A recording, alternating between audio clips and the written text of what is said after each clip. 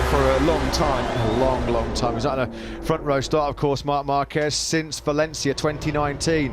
Zarco then, who was briefly on top of the pile on home soil, he's been relegated back down to 5th place. Nakagami, it's another 4th place for him. There's Johann Zarco, 2/10 adrift through Sector 2, about to come into Sector 3. You've got something to add about Zarco, Simon? Yeah, just quickly, I'm really surprised he went as fast as he did, because he was the last out on slick tyres. I think he's got some more left in that case. Yeah, if it stays dry, certainly. Thanks for that. Marc Marquez is up. Here he is. So often on a Saturday, he has obliterated the opposition. And these are his conditions in the past. We've said it before this weekend, he was always so good at being able to adapt to rapidly changing track conditions, changing grip levels. He was up by just under a 10th in that second split. It's going to be mighty close. He'll be eager to just get himself back on that front row. Pole position in just his 3rd race back. What a bonus that would be. The front row, though, will be job done. Marc Marquez is coming up to the final sector now. Can he challenge for pole position? He's had 90 in his illustrious career thus far. What a return this would be. His father cannot watch. He comes over the line. Marc Marquez, he gets pole at 33.037. And Nakagami goes into second. We've got a Honda lockout. Marc Marquez on pole position. We said in Portimao he'd get stronger, he'd get fitter, and he'd get faster. He leads this session. What about Johann Zarco? He's going to have to dig deep to repeat his pole here back in 2018. Nakagami second, yellow flags. Yeah, yellow flags, and it's raining at turn 1. I can see from our it was commentary Oliveira box. at the crash, didn't he? Now then, that's going to have a major impact. This yellow could be flags it. out for the Oliveira crash. This could be it for the session. We could have a Honda lockout.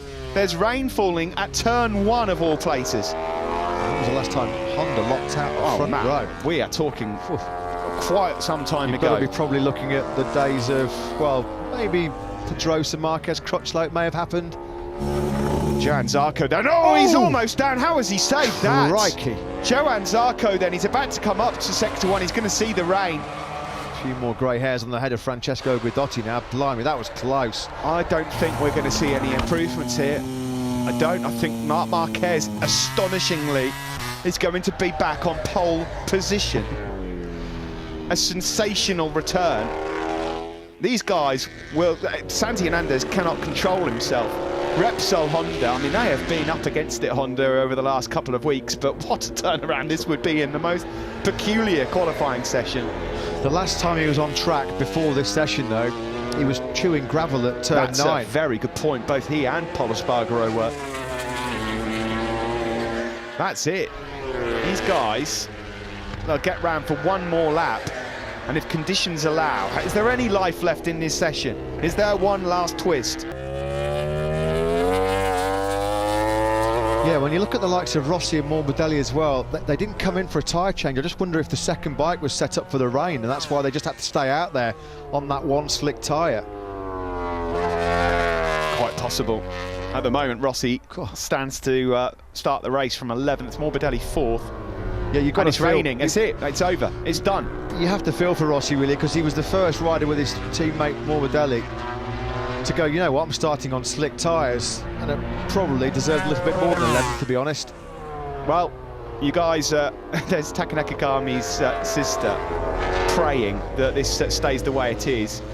I think it will. I can tell you now, the checker flag will be out in 30 seconds' time, and there's no one on our time screens improving. Marc Marquez is about to pick up his 91st pole position in MotoGP, or in his career in Grand Prix racing. Just brilliant, absolutely brilliant. In those kind of conditions where it's so easy to make a mistake. Quartararo goes across the line just before the checker flag comes out. They'll get one more lap in it. Is there anything left in the tank for the... It seemed like Sector 2, it had started raining. Zarco and Vinales, look at this from Maverick Vinales. Oh, it might not be over there. Maverick Vinales is up by over a 10th and a half. Sector 2 though, Matt, this is where things get tricky, but it's still not for Vinales. He's still got this lap going. Now this would be a big shot. We thought it was all done and dusted. Not so. How's Vinales going to go on in these last 2 sectors? That's going to be the key. Zarco very close as well at the moment, on course to improve by just 1 position. All eyes on Top Gun. Well, I hold my hands up and say I thought this was Pol gone. Espargaro as well. He got through for another lap. Pol Espargaro, at the moment, may well be denying his teammate Marc Marquez. No, he's crashed. Oh, He's dear me. crashed. Let's focus, though, here on Maverick Viñales, and Quartararo's up as well. Deary me, we still may well at the end of all this have a French 1-2 on the grid. It doesn't look like we're going to have an all Honda front row here in Le Mans, because Maverick Viñales, surely the 2017 French Grand Prix winner, is going to take pole for now. He does, a 1:32.681. Viñales by 3.5 tenths. What about Zarco and Quartararo? Second for Zarco. Quartararo's about to blitz them as he comes through the final sector. He's got Miller just behind him on circuit as well. Through the final corner, it was a Honda lockout. It's not anymore. It's a Honda washout. Quartararo comes across the line. Quartararo, who's that? A 32.6. Can you believe it? Not a Honda on the front row. 30 What? seconds ago, they'd locked out the front row. Fabio Quartararo with the late show. What a performance on home soil, a 1:32.600.